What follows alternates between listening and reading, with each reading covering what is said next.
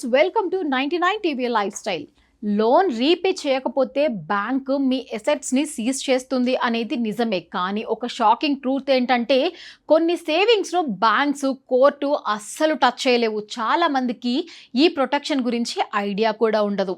ఇండియాలో financial laws ప్రకారం కొన్ని స్పెసిఫిక్ స్కీమ్స్, బెనిఫిట్స్ కూడా లీగల్ ప్రొటెక్షన్ ఉంటుంది. అంటే మీ లోన్స్ డిఫాల్ట్ అయినా కూడా ఆ పర్టికులర్ ఫండ్స్ని అటాచ్ చేయడానికి బ్యాంక్స్ లేదా కోర్ట్స్కి రైట్స్ ఉండదు.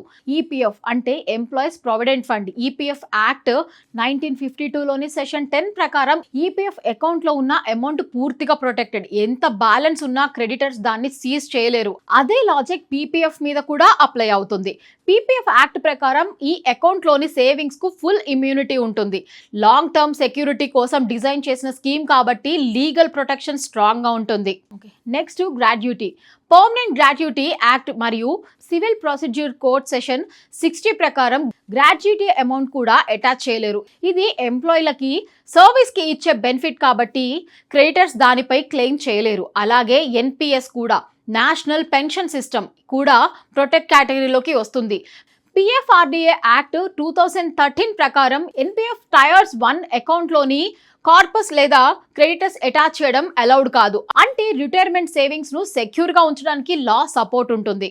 ఇంకొక important protection married women property. MWP act 1874 ఈ యాక్ట్ కింద తీసుకునే లైఫ్ ఇన్సూరెన్స్ పాలసీస్ ప్రత్యేకంగా వైఫ్ కానీ చిల్డ్రన్ కానీ బెనిఫిట్స్ కోసం అసైన్ చేస్తే పాలసీ ప్రొసీడ్ నేరుగా వాళ్ళకే వెళ్తాయి. పాలసీ హోల్డర్స్ కి లోన్స్ ఉన్నా కూడా బ్యాంక్స్ ఆ అమౌంట్ ని క్లెయిమ్ చేయలేవు. ఇది ఫ్యామిలీ ఫినాన్షియల్ సెక్యూరిటీకి చాలా స్ట్రాంగ్ సేఫ్ గార్డ్. ఇంకా ఇర్రివోకబుల్ ట్రస్ట్ అసెట్స్. ఒకసారి ప్రాపర్లీ ట్రస్ట్ లో ట్రాన్స్ఫర్ చేసిన అసెట్స్ ను పర్సనల్ అసెట్స్ గా ట్రీట్ చేయలేరు. అందువల్ల క్రెడిటర్స్ వాటిని అటాచ్ చేయలేరు. కానీ మిస్యూజ్ అంటే లోన్ తప్పించుకోవడానికి ఫేక్ ట్రస్ట్ క్రియేట్ చేశారని ప్రూవ్ అయితే మాత్రం లీగల్ యాక్షన్ తీసుకోవచ్చు. అలాగే సుకన్య సమృద్ధి యోజన లాంటి గర్ల్ చైల్డ్ స్కీమ్స్ కూడా ప్రొటెక్టెడ్ కేటగిరీలో ఉంటాయి. ఇవి స్పెసిఫిక్ పర్పస్ కోసం ఉండటంతో సిజార్డ్ నుంచి ఎగ్జ్మెంట్ అవుతాయి.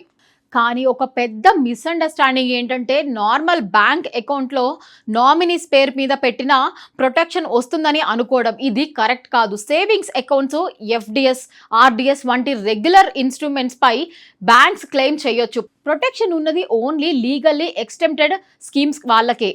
మొత్తానికి లోన్ డిఫాల్ట్ సిచ్యువేషన్లో కూడా కొన్ని అసెట్స్ కంప్లీట్లీ సేఫ్గా ఉంటాయి. బట్ లో డిఫైన్డ్ ప్రొటెక్షన్ కాబట్టి ఫినాన్షియల్ ప్లానింగ్ ఈ స్కీమ్ను ఇంక్లూడ్ చేయడం ఒక స్మార్ట్ మూవ్. అయితే లోన్ రీపే చేయకూడదనే మైండ్ సెట్తో కాకుండా సెక్యూరిటీ యాంగిల్లో కూడా నాలెడ్జ్ ఉపయోగపడుతుంది.